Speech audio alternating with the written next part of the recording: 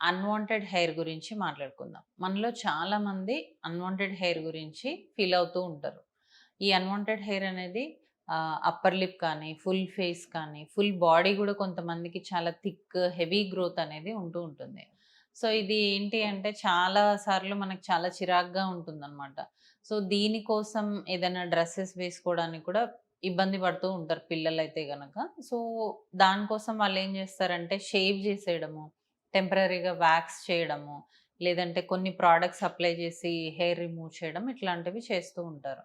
So, ఇలాంటి harsh methods ద్వారా hair removal చేస్తే సైడ్ ఎఫెక్ట్స్ వచ్చే ఛాన్సెస్ చాలా ఎక్కువుంటాయి.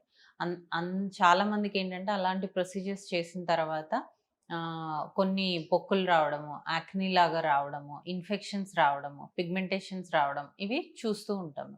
సో, ఏంటి దీనికంతటికి సొల్యూషన్ అంటే లేజర్ హెయిర్ రిమూవల్. సో, మనం ఎప్పుడైతే లేజర్ హెయిర్ రిమూవల్‌ని ఆప్ట్ చేసుకుంటామో, ఈ సైడ్ ఎఫెక్ట్స్ అన్నీ లేకుండా మనం హెయిర్ ఫ్రీ స్కిన్‌ని చూడొచ్చు.